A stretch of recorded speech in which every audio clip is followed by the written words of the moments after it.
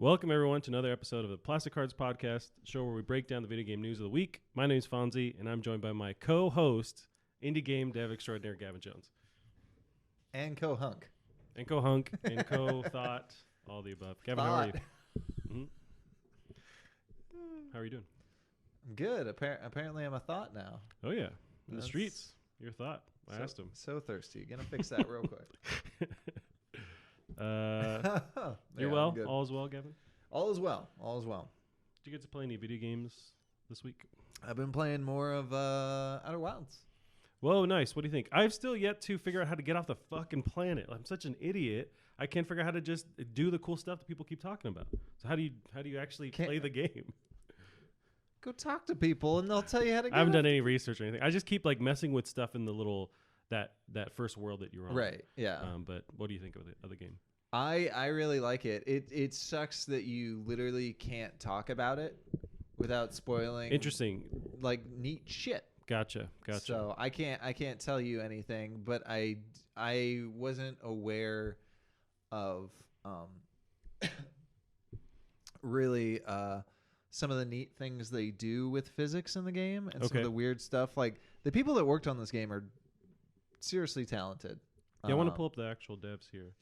Yeah, I did experience a little bit of just realizing how crazy the physics are. Where I was that first world, you can pilot a tiny little like not a rover, but like a little rocket propelled. Oh yeah, that thing sucks. Well, yeah, you can mess with it, right? And I was doing that, and if you shoot it off of the geyser that's in front of you, you can shoot it to one of the moons that passes by, and it will then rotate around that moon. What? Yeah, it becomes super tiny, but they've already calculated the physics where it will latch onto that moon if you time it right. Like I just did it by accident. One of the random moons is passing by, and then it just circles that moon. I'm like, okay, that's dope. That it's still figuring out what's going on that far away from your actual world. Oh, that's crazy. Yeah, that was just an accidental thing that I found. But there was a neat, I don't think it's too spoilery thing.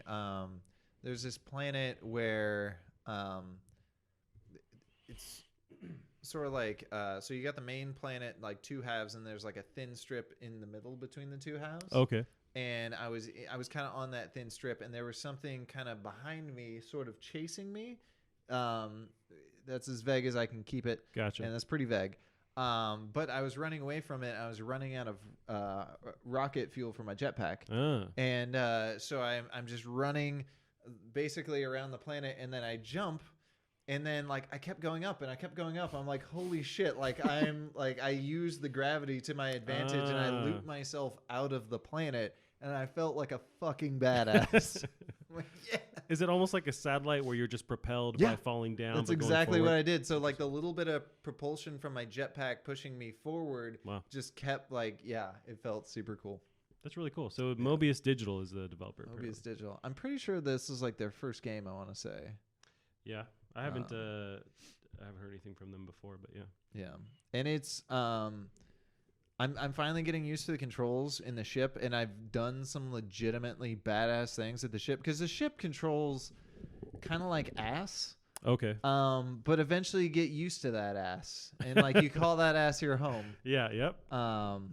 Interesting. So like I've done some weird like flying between some seriously tight positions at like full speed. That's cool. It just feels cool. So yeah, I'm starting to get it. The story is very much like the few puzzle pieces I've sort of connected. I want to explore more. Okay. And really get to know what the hell happened. Gotcha. Yeah, I feel like with the little that I know of it that I'm reading online from like tweets and stuff, people seem to be pretty blown away by the story in it and the experience just in general. But it doesn't seem like it's relying on, I don't know, these like action-y kind of things, even though you can venture through the world with the physics and stuff, but it's really focused on the story they're telling and how you explore the stuff that you explore. Yeah.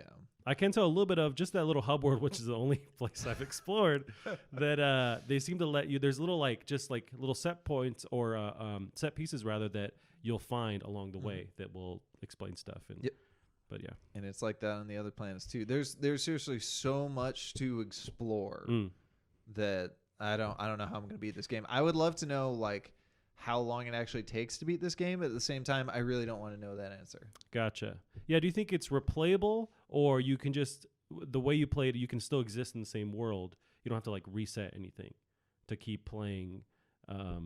because I know in that same hub world I've died a couple times, and you can reset to that beginning point. But I don't know if you have to fully reset if you were to die later on, or it's like it gets the resetting gets much better. Okay. And like the load times, you're not gonna be kicked back to the main menu every time you die. Gotcha. But it's I've still yet to see the sun explode. Oh, really? That's a thing? Yeah, that's it's supposed to be 20 minutes in, the sun's supposed to explode. Oh. And it's yet to happen to me. So I've yet to survive for 20 minutes. Okay. Gotcha. Yeah. Well, you're longer than I've stayed alive in that game. Yeah. That's cool, though. Yeah, it's fun. So Outer Wilds, I'm playing that.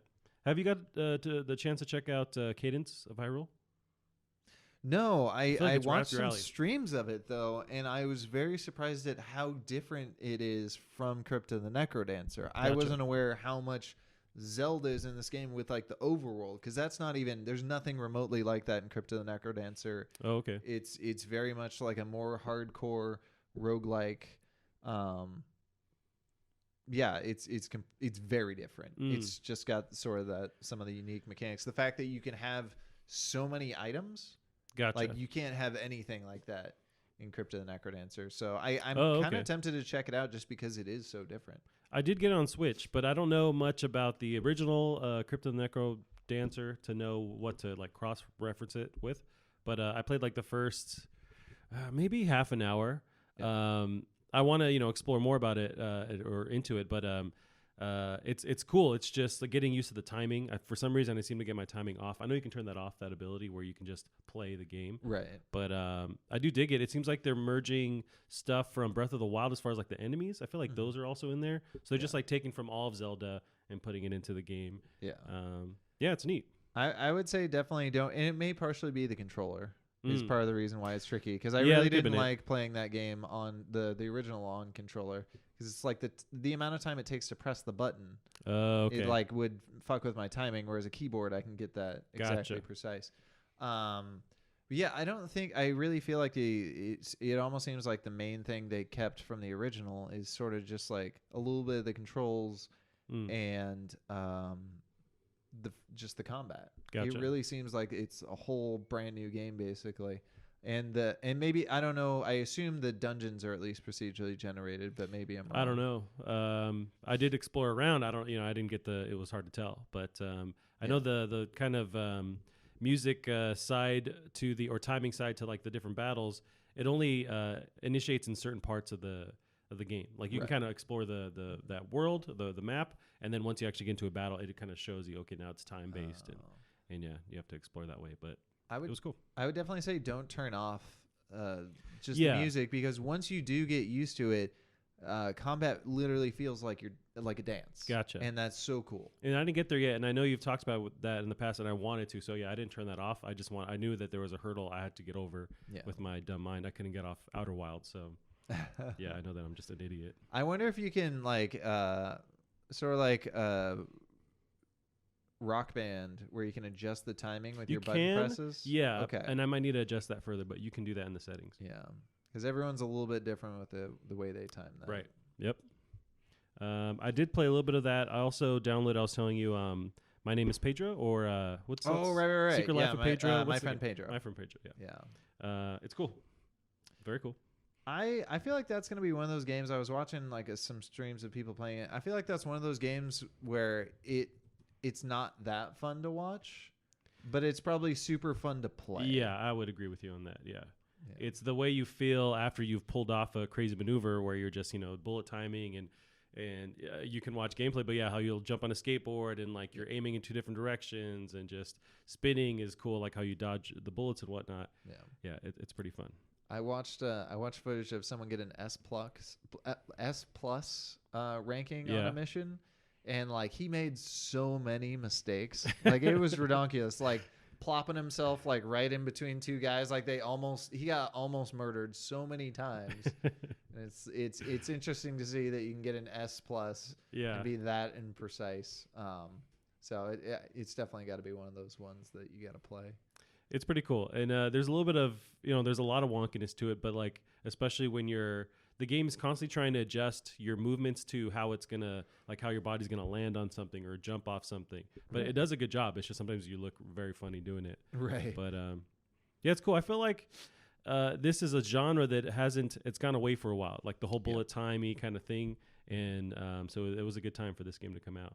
Yeah. But we talked about, now I'm blanking on the name, but it was a John Woo game or based on a film. It's Stranglehold. Oh, Stranglehold. It just reminded me of that, just in the mechanics, not in the style at all, but like it made me want to play that game, or just think of how dope that game was when it came out. Yeah. Yeah, the banana will almost like Mortal Kombat style, just like peek out when you've done like a cool combo and stuff. It's cool. Fun thing about Stranglehold, I remember it was pretty neat. That was the year Stranglehold came out was my first year at PAX, and we got to do a panel with them, and it was a fun group of guys up there, and I think somebody asked about the nut shot mechanic. Because there was one. It's just like, when did you guys know you like had like something really? Because there was a whole bunch of different facial animations for shooting somebody in the testicles, and it's like, when did you guys know you needed to do like a whole bunch more? And like almost our first gameplay test, right? Like people were just immediately going for the nuts. Everyone immediately went for the nuts. So yeah, it's like we got to put in a lot of facial animations. Could you bend the bullets, or it was just like you could? Okay, yeah, okay, gotcha. I think it was. You could. I want to say it was like Red Dead, where you could basically slow down time and then release like a fury at once. That does remind me. I would one day like to play that Wanted game. I heard it was actually pretty good. Yeah. The game based on the movie. Yep. Yeah, I always wish with it that the bending of the bullets took a little bit more skill. It was sort of neat because you like controlled how much outward the bend went. Okay. So you zeroed in on a guy and sort of arced it, and you could sort of arc it around stuff. But it'd be neat if there were a little bit more to it. Gotcha. Yeah, it would be nice to revisit these older. God, this game looks terrible. I remember this looking fucking gorgeous. This looks like at the time it did. So I don't know what the hell. Dude, this looks like Shenmue 2. I don't. Yeah. So I'm looking at this footage from YouTube. It's actually a 4K upres or something, and this must be the PC version. The textures haven't changed or anything, so it's just the same. They sure as hell have not. Yeah. But like Max Payne, this is a big kind of style of that game. Yeah. Yeah. Now I'm just into this type of gameplay. I did buy Stranglehold on PS3. I found it on PS3. Oh, really? And I have a PS3, so I think at some point, if you want to play this game, we should totally play it. I'd be down for that. The animations for this look great. Like the sliding off tables. Seems like it's all kind of natural how the character's moving around. Yeah. I do remember this being absolutely a blast to play. Mm-hmm. Like the demo. I played the demo like 20 times. Gotcha. I think I rented or I got a hold of this game somehow. Yeah. But I think it was on Xbox 360 at the time. But yes. Ooh, that looks fun. Right. So yep, we got that. I didn't play very much else over the week. Yes, that was about it. Failure. Yep, I know. As far as some news, not a whole lot happened, but enough happened. I think we can kind of go through it. But I don't know if you've seen any footage or played this, but there was a Harry Potter mobile game that was released last week. Couldn't give a shit. Yeah, same here. But I thought it'd be interesting to kind of combine two things that I do not care about. Yeah, mobile and then Harry Potter. Yeah, gotcha. Yeah. I think it's cool that it's made by the people that made Pokemon Go, and Pokemon Go is a game that started off pretty rough, and I've heard is in fantastic shape. It seems like they've learned from and adjusted a lot. But Niantic is the dev. Yeah, so they made Pokemon Go. It was 2016. Pokemon Go came out. Yeah. But so I pulled up article from CNET.com. This is Clifford Colby. Just writes about the kind of reception it's got so far. Apparently, it racked up 400,000 downloads and $300,000 in revenue within its first day of launch. This is according to Sensor Tower's data. Although interestingly enough, with Pokemon Go, it did gangbusters. So it sold. Yeah. It was downloaded 7.5 million times within 24 hours, and earned nearly 2 million in just like additional things you could buy in game. Can we talk about for like 2 seconds the fact that Pokemon is like indestructible as a franchise? Yeah. Like that, and it went dormant for a while, or just kind of like under the radar, back to just fanboys. But now it's just everybody's on board. Yeah, like how do you have something that the kids like consistently like the kids? Nothing's slowed it down. No, for the kids, and like a lot of adults still play it, but you'd think there's some point where the kids would kind of move on to the new hot thing. Like even the Fortnites, like you think the Fortnite would slow it down a little bit or something, but there's apparently always room for Pokemon. Yeah, we should put our stock in just Pokemon stuff, related stuff, because you can't go wrong. You could. Yeah. You got the Pokemon Company. You do.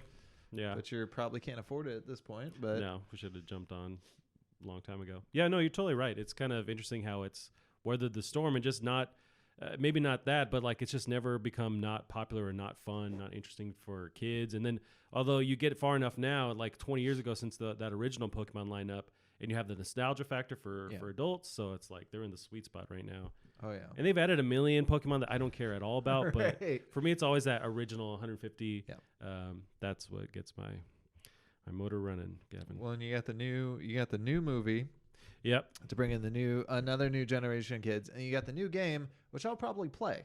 Yeah, with on Switch. Yeah, like that looks legit fun. A Sword and Shield. Yeah. Sword and Chill? Sword and Chill. Sword and Shield. I thought the sword was part of the chilling. I don't see. That would be, you know, if you're down, there's a challenge I always wanted to do, kind of mainly with the original games, but like I think it'd be a really fun challenge to get like a whole bunch of people together and do like, you know, you go as far as you possibly can in the game in like an hour, and then everyone battles.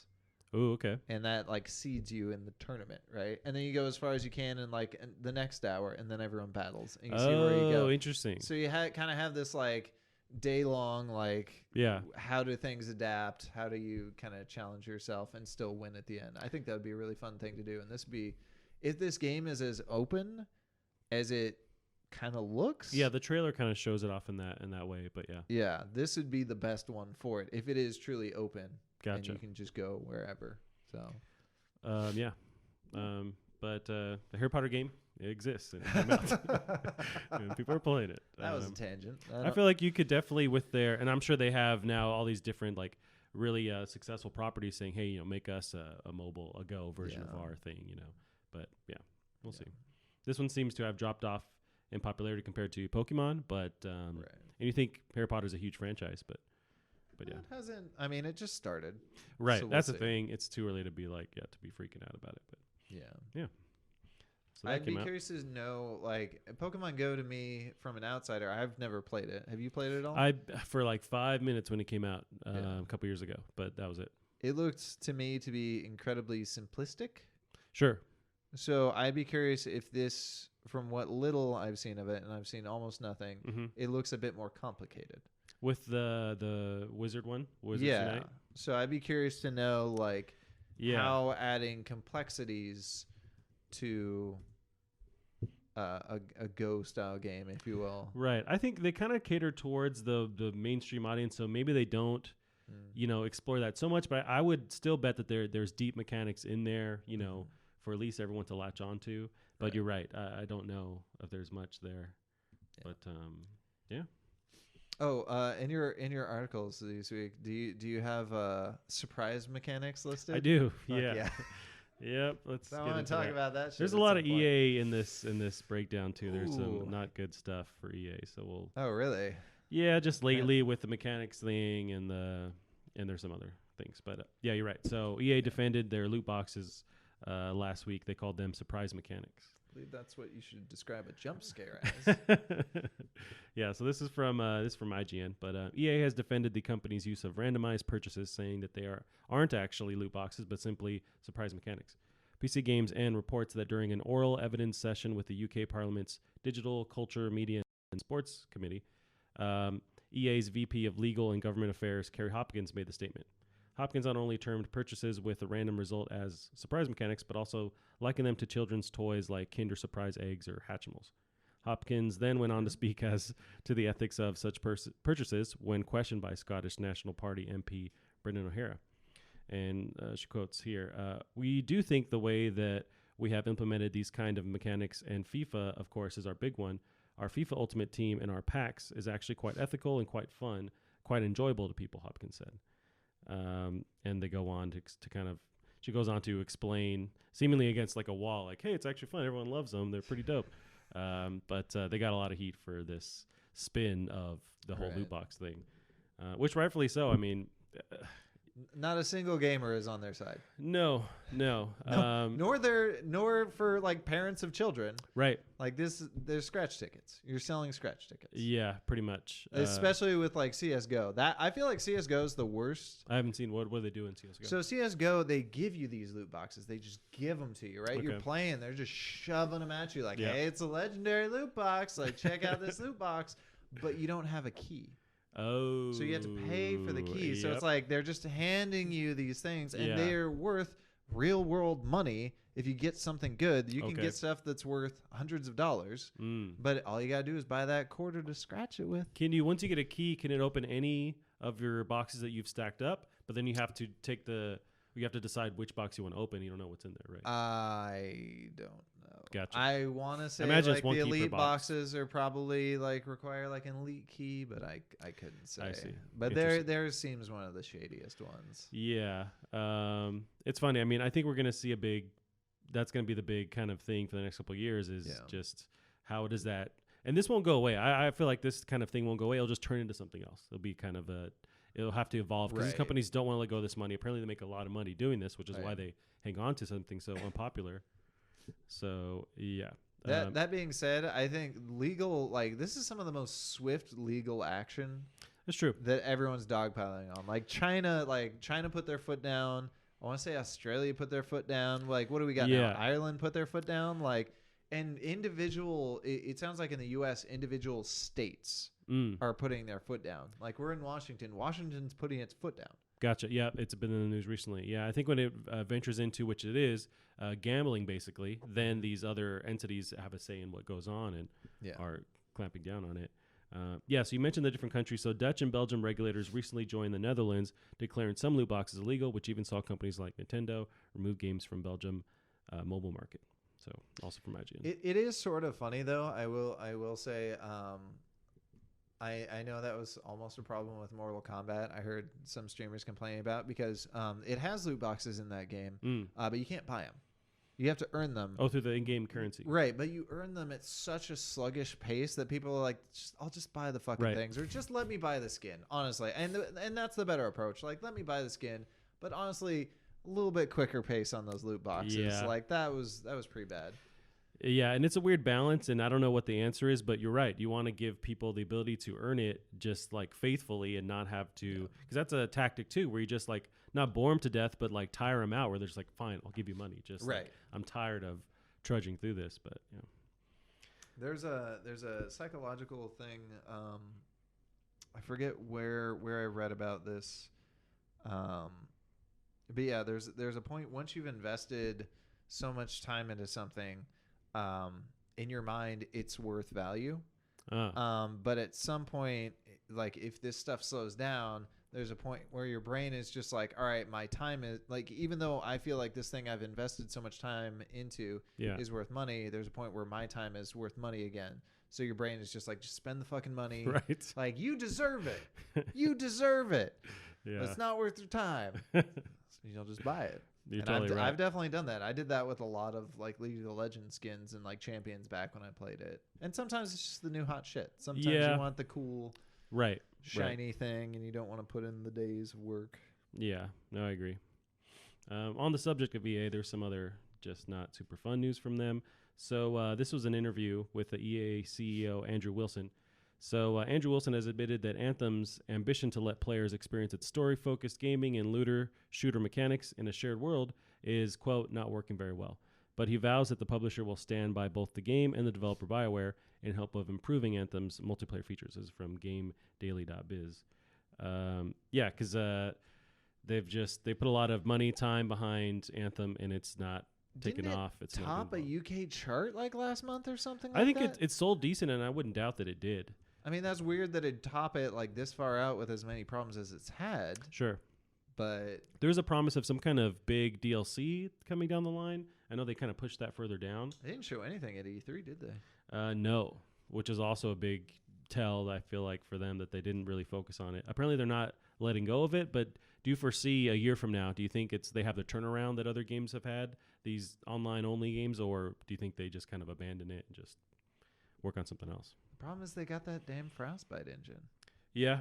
Like if you kill these turnaround times, like there are definitely engines, like it almost seems like if they used like the engine that's being used for and maybe I'm completely off base here, but it seems like if they use that engine that's being used for like Guerrilla Games, that one that they used for Horizon and stuff, like using something that's designed to build big open worlds.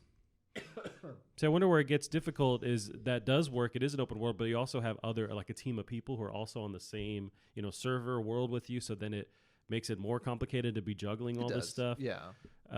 Which other games or developers, they succeed in that. You have Destiny, you have Divisions, like they're doing that and it's working. So, but you think you're right. They're still, for some reason, stuck using Frostbite, although EA still does. They work with the devs over at Titanfall Respawn with Apex. That one is using a different engine apparently. Oh, yeah. So but that's the only one apparently that they've worked with that gets to use a different engine. I'm not sure why. Interesting. But and also that new Star Wars game is not using Frostbite. He's using whatever the engine it is. I know that was a big deal. Possibly Unreal. But so for some reason they're allowed to venture Unity. out. Maybe I doubt it. I know it was another well-known one, but it was something else. Speaking of engines, something I learned like maybe literally yesterday. Apparently that new Legend of Zelda, well, not new Legend of Zelda, the remake. The remake? You know what's running on?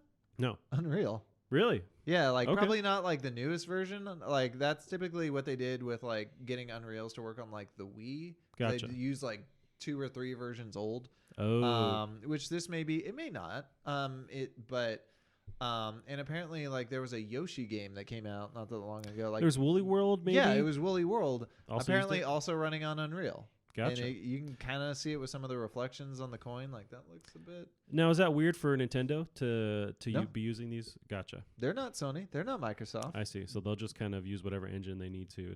Yeah. Yeah. Do they have their own in-house engines that they trade around? I wonder. Never know because they sort of have. Like, did you know that the original Legend of Zelda and the original Mario were on the same engine?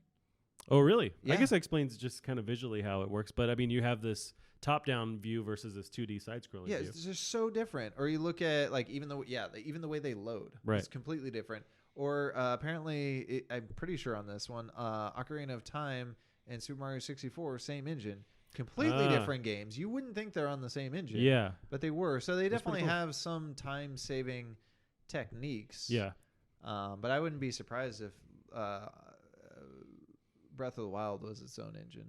Gotcha. Smash That's interesting. Brothers probably is for the amount of time and effort they put into it's that pretty game. unique looking, and I guess just how it functions. But I mean, that could just be a kind of explain how versatile some of these engines are. That you can just handle different, different types of gameplay. But they've been doing this for a damn long time. Right? Yeah, it's not their first rodeo for sure. On the subject of Breath of the Wild, I pulled this article. It was an interview with some of the devs there, just talking about how they came on the idea of making a sequel versus just something else. But so apparently Breath of the Wild 2 is in development. Well, it's in development because the Zelda team had too many ideas for DLC.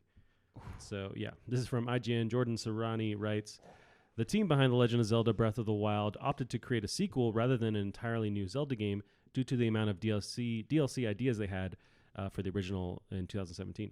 Speaking with Kotaku, series producer Eiji Onoma said DLC was a great way to add more elements to the same world as Breath of the Wild, but when it comes down to technical things, DLC is pretty much data. You're adding data to a pre-existing title. And so when we wanted to add bigger changes, DLC is not enough, and that's why we thought maybe a sequel would be a good fit. I want to know what are these ideas that they can't fit in DLC? Yeah.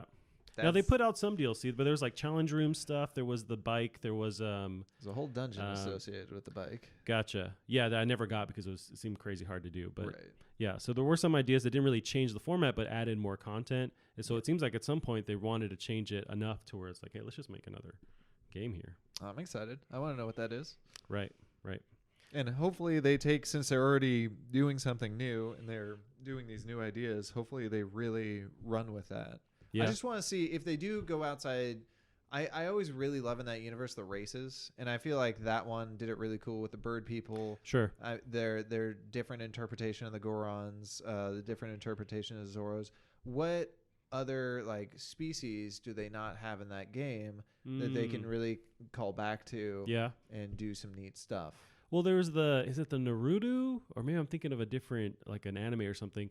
But whatever the main baddie is, he comes from a race of people. He's from, so out in the desert, that race of all women. So he's the one male that's born every like 100 years or something like that. And they're totally in the game. I forgot about that. Yeah. I was thinking maybe they weren't Well, represented. I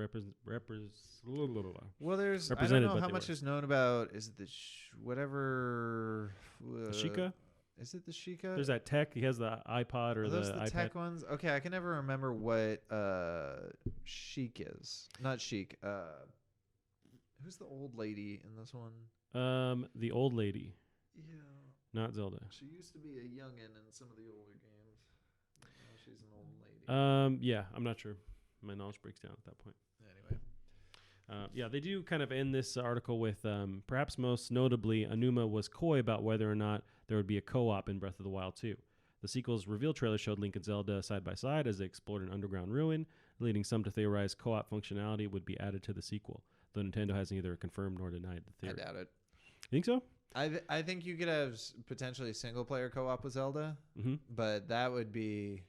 How would you completely redesign all these puzzles for co-op play? That'd be so much. That's true, but just going off the fact that this is a sequel, the only time in the past they've done that was with Majora's Mask, and it was kind of a change up of the gameplay. Of co-op? No, it wasn't co-op, but it changed the added mechanics like the time, you have the moon falling down. Yeah. So that's my only thing that, like, maybe because that switched it up, because they're doing a sequel, they feel like, okay, we got to switch it up again, and co-op could be something completely different to that franchise and only be in this title.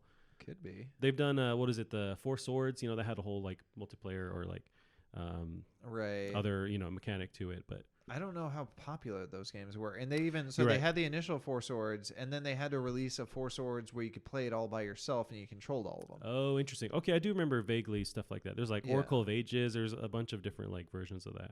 Yeah. You're right. But that's my only thing that maybe there's some truth to that just because they're going to switch it up. Do they go as drastic as co-op? I don't know. I don't know that's how, like, I'd certainly enjoy playing that with somebody else, but you think about the amount of hours you pour into that game. Like, are you going to find somebody that wants to pour that amount of hours, You're in for the long same haul. shit? Because when I play that game, I'm just distracted by literally everything.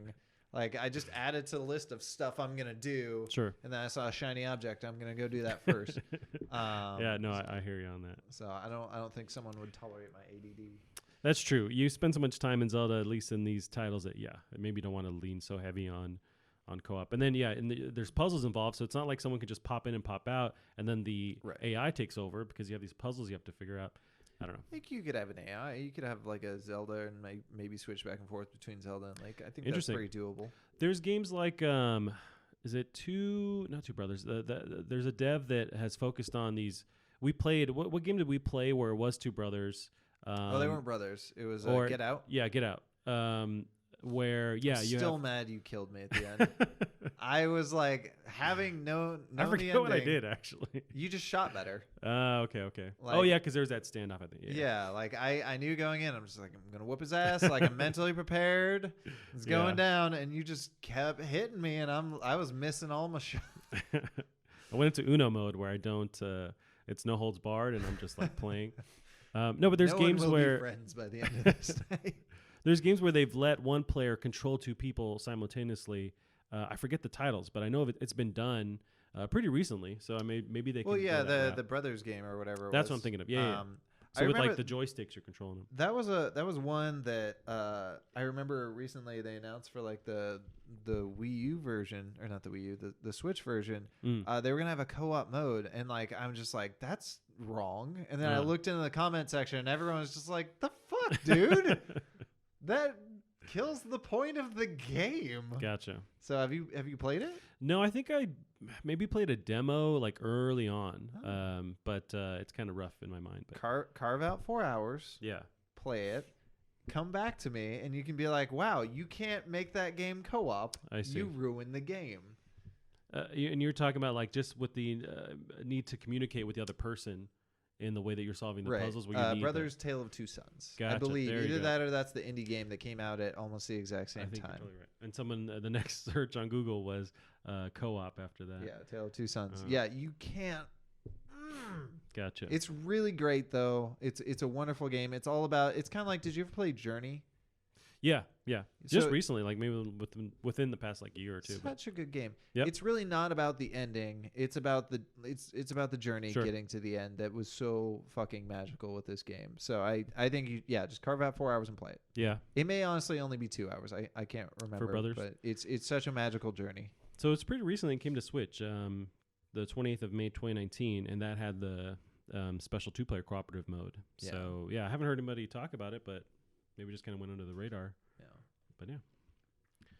So we got that Breath of the Wild. We'll have to wait for that sequel. More news on that. With EA, there was one last thing. It was just kind of interesting to me that was popping up. So EA CEO and other execs gave up their cash bonuses. Apparently the 2019 year was pretty bad. So in response did they give to that, them up or did somebody make them give it up? I wonder. I think I always take these announcements with like this kind of like not a grain of salt, but like a skeptic eye, where I feel like it's merged with marketing, where it's like, hey, if we can say this thing, we can get in good graces, but also give this money away. So I pulled this up. This is from GameSpot. Eddie Mukic, forget how to pronounce his name. So EA CEO Andrew Wilson and a series of other high-ranking executives at the publisher declined their cash bonuses for the latest financial year, which ended March 31st. This was confirmed in the Securities and Exchange Commission filing dated June 21st, reported on by Game Daily. Our CEO and his staff requested that they receive no performance cash bonus awards for fiscal 2019, reads a line from the filing. The filing mentioned that Wilson and other executives declined their cash bonuses due to EA's poor financial results in fiscal year 2019. While we are disappointed with our fiscal 2019 results, we understand that the challenges we face, and we will continue to focus on how we can apply the strengths of our company to capitalize on our opportunities, the statement explains. So EA made $4.95 billion for fiscal 2019, which was down $5.15 billion during the previous fiscal year. Holy shit. So they declined their cash bonus and are giving the money to a developer bonus pool. So hopefully somebody gets to use that. I did read so the bonus pool is like also used towards acquiring just new hires and spending money that way. But does that mean that this cash gets in the devs' pockets? I highly doubt it, but hopefully it does trickle down somewhat. I would put money on this as a PR move. Yeah, I would think the same. Next bonus round, they're getting extra. So they did this to look good. Sure. Yep. I would not doubt that. Yeah. In other news, this one kind of reminded me of the same thing, but maybe more towards the good grace side of it. So Fortnite's developers are taking a 2-week break. Apparently this is an extra 2-week break, and this is to relieve stress on the team because they've just been pumping away so hard. But Polygon's Patricia Hernandez writes, tucked into a small update on Fortnite's news blog yesterday, developer Epic Games announced the studio will be taking a 2-week break from June 24th to July 8th. Epic's offices will be closed. In April, we reported on the specifics of Epic's apparent crunch problem when it comes to Fortnite. Some workers have voiced concerns that keeping up this pace has led to grueling hours. In response, Epic Games representatives said that the company has a mandatory 2-week break. We already knew that one break was in winter, which is not usual. It's the holidays. But this year, for the first time, Epic Games will be taking a second break during the summer too. So just it's good news for the devs there. But I wonder if making this public is also kind of like to tell everyone else, maybe some boasting. I'm sure it is. I mean, I always give Epic the benefit of the doubt. I really don't think they're evil. Gotcha. I think their heart's in the right place. Sure. They're just also they have to react to the fact that they're making the biggest game available right now. Yeah. So they have to stay on top. They have to keep up with it, and but the load goes on now. The devs actually working there, so I do like. This is good news for them. Hopefully they keep this kind of thing going and just they kind of handle cycling employees through where it's not, maybe they don't have to give everyone a 2-week break all the time, but they can give more breaks frequently and rotate team members. I mean, ideally they get the hours in line so people aren't having to take breaks. Gotcha. That would be the ideal situation. Right. And then they just take vacations like normal human beings. Right. Yeah. Apparently there's continuing updates during that time period, but it's like some kind of automatic update. And if the game does go down, they did say that they have measures in place where somebody can show up and with a wrench and fix it online. But, Right, yeah, you have to. I'm always very surprised with this, though. So you play Fortnite a little bit. Yeah, I jump in every once in a while.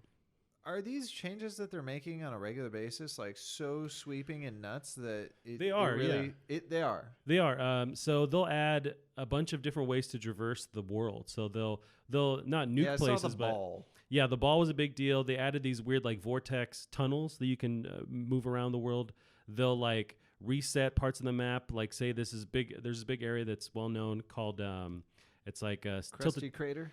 Possibly, I wouldn't doubt it. But Tilted Towers. They didn't like completely remove it, but they made this like neo futuristic world instead of in place of it. So they've just done like that. They keep really updating stuff, adding new ways to traverse. They have there's a grappling hook they added not that long ago. Planes were in there, then they removed planes. So I mean they're adding a bunch of stuff to it. I think they're in this weird spot where the main player base is young kids, and they have the attention span of like -2 seconds. So you have to keep switching things up, which they are. But yeah, no, they are actually really changing stuff with that game. Okay. Yeah. And they keep making new deals with say with Jordan, they had these shoes you could get in the game. They were like Air Jordans. That was like 2 weeks ago. They had the John Wick stuff. They have the Marvel stuff. Like they're always creating things. I'd be curious about how much work went into the live Marshmallow concert. Because as far as weird things your boss can ask you to put into the game, that seems like I would be like, you're going to make us do what? Right. No, that's a dumb one-off thing. We can't reuse any of this ever again. No. Why are you making us do this? Yeah, you're right. I wonder what's the benefits of that. Of course, it brings you back into the public eye, but maybe it shows that, hey, if you're not always playing this, you're going to miss out on stuff like that. Maybe that's their whole, their approach with that. Because there was Weezer did one too, apparently, which I didn't hear them talk much about, but... Yeah, I know. I knew it was kind of neat that I think with some of the events, the fact that they happen in real time. So like, I think there was a meteor or something that streaked across the sky. Yep. And so if you were playing at that moment, you could see it. Like the technology to do that's pretty neat. Yeah, that's true. I don't know if they get enough credit for that, but yeah. Yeah, it makes this like just this live, function to this game. Other games are doing that too. I know that Apex started introducing something new. Was it last week? These dragons that started appearing. And you could like shoot them down. They would take your, I play Apex very little, but you drop down these I don't know if you call them in or you earn them, but they're boxes full of stuff, right? Full of loot and whatnot. They're not loot boxes, but they're boxes that fall out of the sky. I know they have these little like rocket, I forget what they're called, but it's like a rocket pod that drops and it has like 3 high level things in it. But that's one character that can do that. So I assume maybe it was something else. That this would be something else that other people would have. So you call that down, the dragon. The dragons would grab it, but you can also attack them. But I think they're just like slowly introducing the fact that there's going to be this kind of change in the game with these dragons. So they only like pop up every once in a while kind of thing. Yeah. It's so weird how distant this game is really feeling from Titanfall. Yeah, for sure. Do you think we'll ever see another Titanfall? I don't know. I do really need to play Titanfall 2 though, because I know so many people are like, we're upset when they're like, you guys aren't making, because 2 is like, I mean, people talked about 2 like it was like Half-Life 2 level of quality. You're right, and I never took it seriously enough to really play it. I have it, and I played the intro and a little bit of the first part of it. But apparently the story's really good, and that's them fully doing the story, which they skipped on the first one. Yeah. And I know the gunplay was always super tight. Like, it reminded me, and they're ex-Call of Duty devs that went to Respawn, so it feels like that. The guns feel really just well thought out. The gunplay's really awesome, but you're right. Yeah, I'm hoping they spend some time, working on that again. But with Apex doing so well, or seemingly doing so well, we'll see what happens with that. Yeah, we'll see. Well, let's see what else we got, Gavin. I pulled up this article about Sony. So they've patented another way to reduce loading times. So I wanted to throw this into your brain and see what you poop out of it, because I don't understand much about it. But IGN Matt Perslow writes, Sony has patented a new technology that will help remove loading screens from games that use it. The patent, titled System and Method for Dynamically Loading Game Software for Smooth Gameplay, describes a technology that loads in data in advance in order to prevent load screens. The patent explains that the system can monitor the player's character and use this information to load in new areas in preparation as a player approaches them. A load boundary associated with the game environment is identified, a position of the character in the game environment is then monitored, instructions corresponding to another game environment are loaded into memory when the character crosses the load boundary, such as that game is not interrupted. So they go into detail, but this seems like what other games already do. Yeah. So how do they patent That's built this? into the Unreal Engine. Gotcha. So what are they patenting here? Because that seems like a normal thing that games already are actively doing. I don't know that they're going to get that patent. Mm. The only thing I can possibly think of is somehow, and I don't know how they do it. Yeah. Somehow that's hardware accelerated. Gotcha. Um, rather than requiring the engine, I guess, to do it'd be less of a strain on the engine, and somehow that's integrated into the actual chips. Mm. I don't know how you do that. Yeah. Well, they have their whole SSD thing that they're really focusing on. Yeah. So this is kind of playing to that but then does that kind of force developers to then work with this tech because they're not using the loading to their advantage that they're used to? That Sony's making them like kind of shove stuff in the right order. Yeah, it could be a legitimate pain in the ass, especially if you think about the fact that you have to code it to work with both the PS5 and the Xbox. Sure. What was it? Jennifer? Scarlet. Project Scarlet. Yeah, the Xbox Scarlet. It really sucked to have to program two completely different load times. But I don't know. Hopefully they can make this stuff work because like I absolutely adored with the Outer Worlds the fact that there's no load time. Well, aside from when you start. Each and this run, doesn't remove that either. But yeah, it's absolutely magical to just jump in your ship and hop back out and keep all that stuff going. So if they can, I don't know, but yeah, this has been done. I don't know how what's to copyright here, and for that matter, are they going to try and use that copyright to stop Microsoft from doing it? Because that'd be a real dick move. See, I don't think now in the world we live in, with them making that deal to work together in the future, I feel like that's less likely now. Right. But which is why they file a patent in the first place?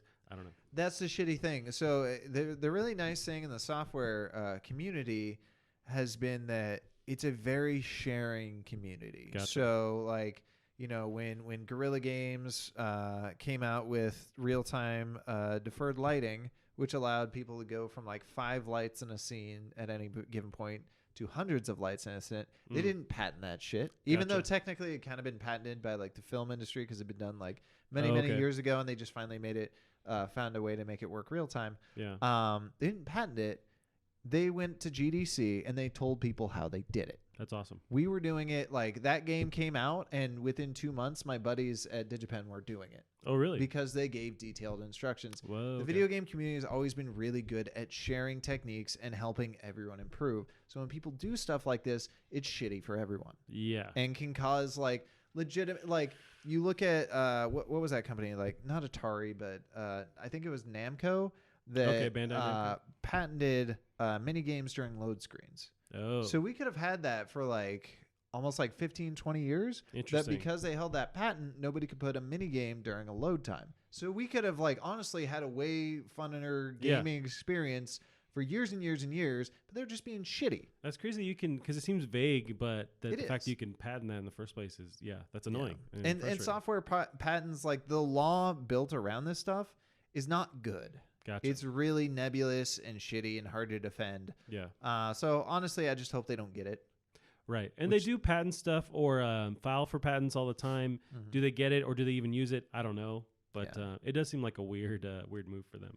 Yeah. I don't know how they'd be able to defend that when this has been around for a long time. Unless they're trying to create this tech as a way to not as a boundary for developers, but like as a tool. Like, hey, whether your software, whether your engine does this or not, we have this thing built in that can do it.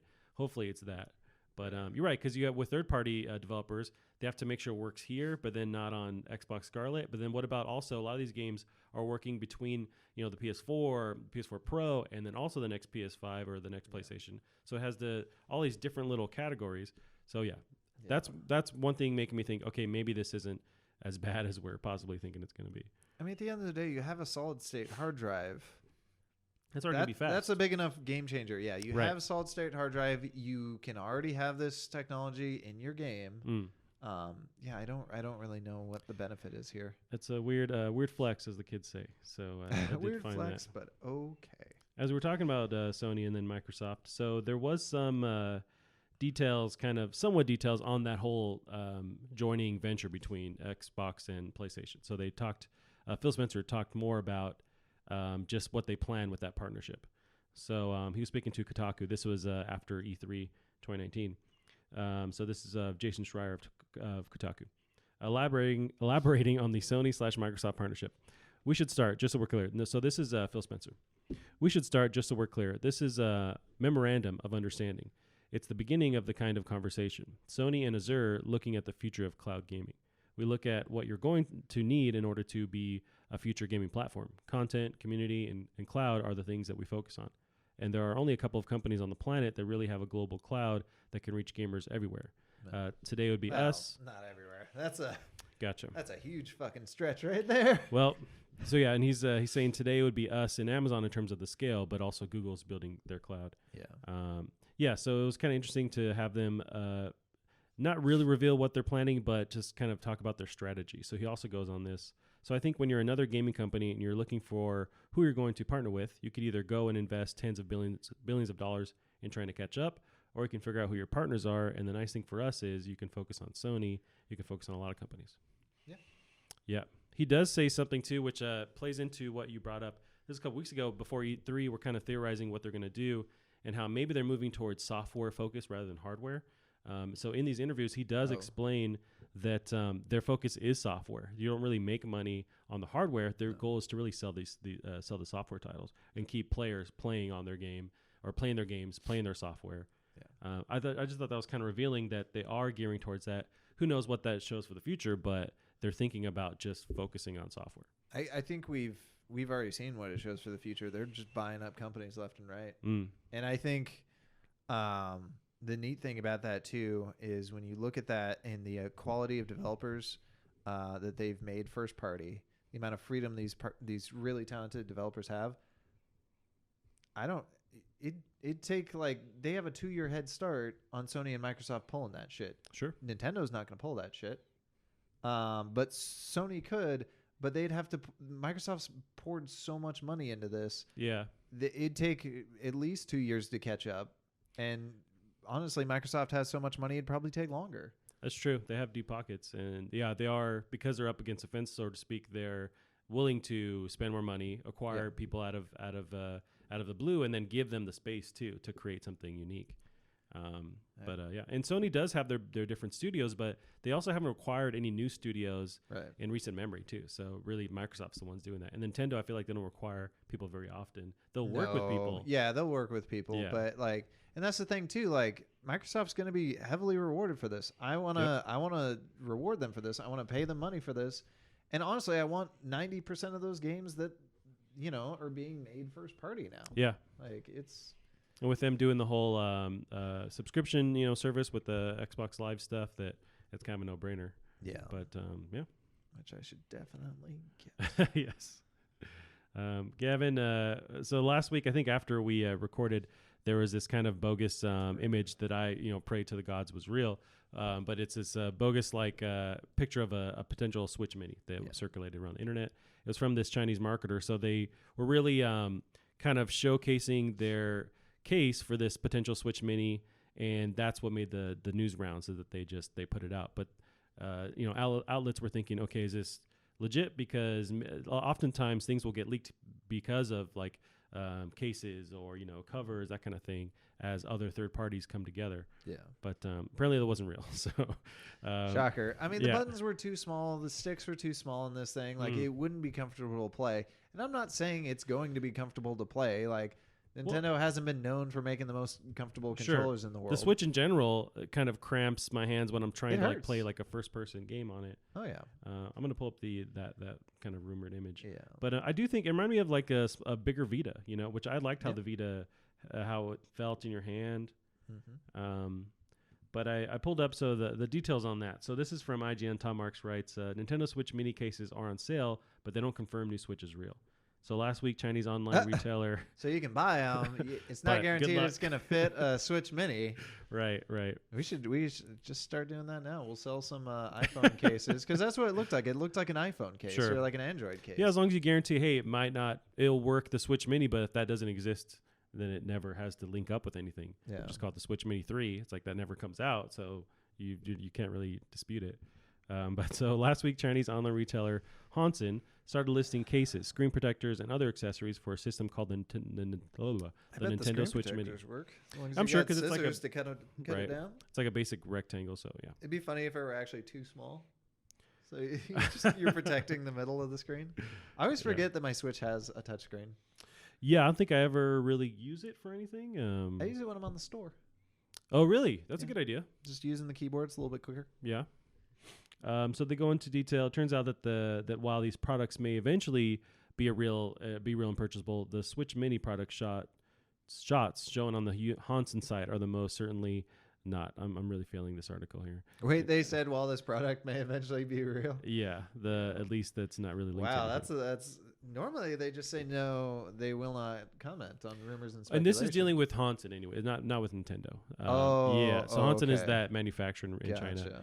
So they actually talked to them. So a representative of Hansen described the Switch Mini as a long-awaited machine to IGN over email after we inquired about the products, but it made it clear that the retailer can't represent Nintendo and tell all when their new machines will release to market. That said, while Hansen explained that products like this are based on its R&D and design teams tracking the latest developments in the game industry, it also told us that Hansen has its own unique insights. That could mean Hansen has heard its own information within the industry about a new Switch coming, or it could just mean it's saying that it brings something unique to the table when it designs, as is the trouble with rough translations. It's saying like, hey, we just kind of theorize what this would look like and start. Maybe they're just looking for pre-orders before this thing actually comes out, but it seems weird to design something, if they've in fact designed it, to be around something that's not really legit yet, right. Or they know something, but it seems like they don't. I don't think they know anything. Right. Yeah. They're capitalizing here. Nintendo's gotten really good at being tight-lipped. It seems like it, yeah. So I don't know. I think this thing is real. Yeah. But it's just not this, and it will be something, because they've always reiterated. They've always released new stuff based on the old hardware. Like they've stripped things down. So yeah. It will come out. I just don't know what it will be, what it'll look like. Yeah. I think, honestly, the question is, will we get a beefed up Switch? Yeah, that one's interesting because they released... Yeah, we don't know. Right, and they also released mid kind of console. Like they weren't like mark for mark with PS4 or Xbox. They were like halfway through. So it seems weird. Do they want to try and... Because they are porting these like graphic heavy games, say like... not Heavenly Sword, but... Doom? Doom, or that Blade game, Sense of Sacrifice. Yeah. Demon Blade. Hellblade. There we go. They're porting these PC games that are, I think it's Hellblade, yeah, that are super graphics heavy. Hellblade, the female version of God of War? No, you're thinking of Heavenly Sword. Oh, yeah, which is the same dev apparently. Yeah. But they're porting these games that are graphic heavy. They're PC games. Yet it's still trying to function on this old, outdated hardware. So maybe they do actually go for this like high-end version of Switch that can handle these PC ports. Maybe, but then you're gonna split your audience, which they've done. But it's true. I don't know, but the Switch Mini makes 3,000% sense. Right. The only argument I've seen from a lot of people, and it does make sense, is like if you make it so you can't discontinue or disconnect the controllers, it's no longer a Switch. Yeah, that's where it's gonna get weird. You can't do the thing. Right. So I don't know. Yeah, how are people gonna feel about that? Like, do you now just put it in the dock and then you use a separate controller?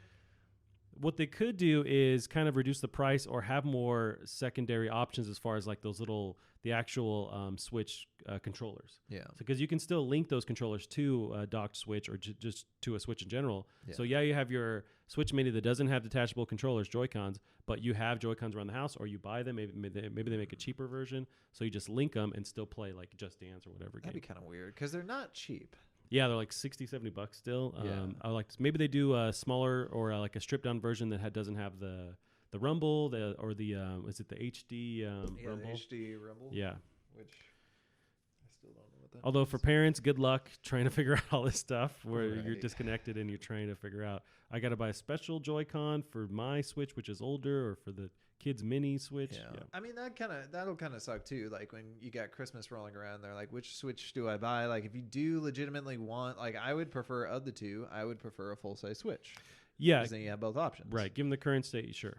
That's another interesting point. So, do they skip this holiday season, or do they announce this thing within this summer fall window? There's no way it's coming out this holiday season.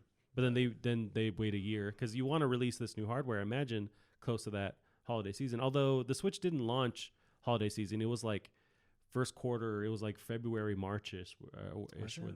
Yeah, I know it was off. It was still heading towards holiday season, but so yeah. When do they actually release this thing? Yeah, because I guess they would have to already get on board and start announcing stuff if it was going to be holiday season. Right. March 17th. So yeah, it was Q1 or beginning of Q2. Yeah. So that's interesting. It'd be interesting too with the Switch Mini. So I found Breath of the Wild harder to play in handheld mode because it really shrunk down the GUI. So I'd be curious to see are developers gonna have to design their user interfaces a little bit smarter so they kind of increase in size a little bit when you're playing on a mini. Sure. That's true. Yeah, because it's already so small and usually 720p when it's handheld. So you can hardly see the heat gauge playing Breath of the Wild when you're in handheld mode. Oh yeah, that's true. Yeah, I played a lot of Breath of the Wild docked actually. Yeah.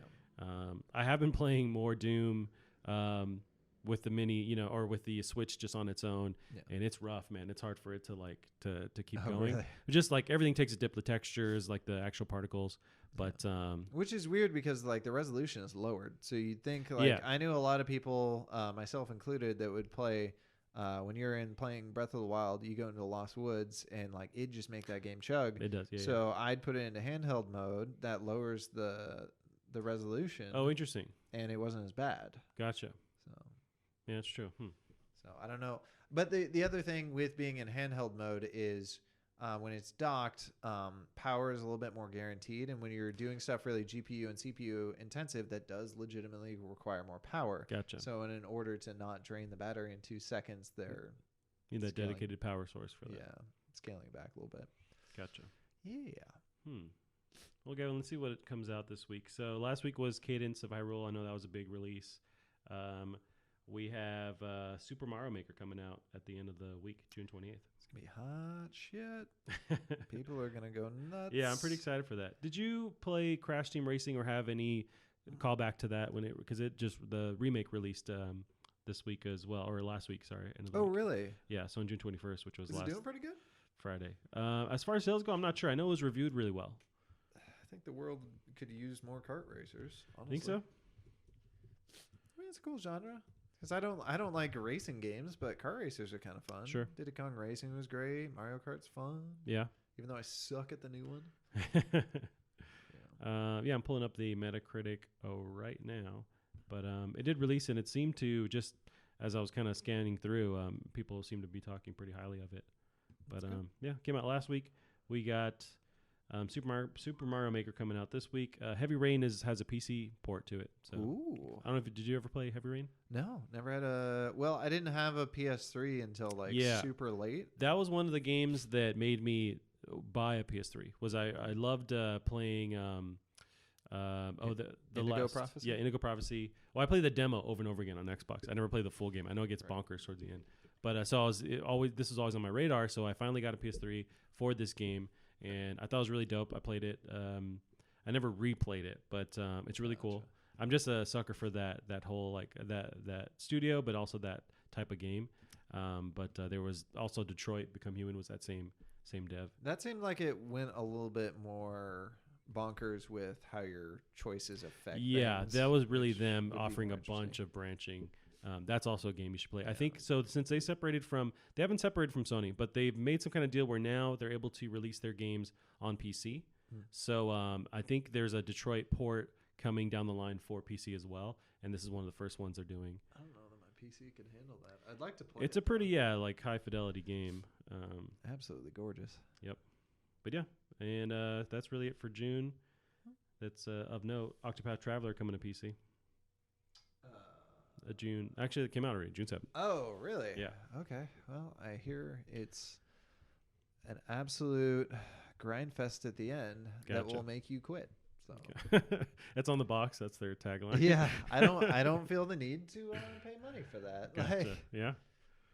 That's fair. Ooh, Void Bastards. I should play more of that. Yeah, I need to get back in that too.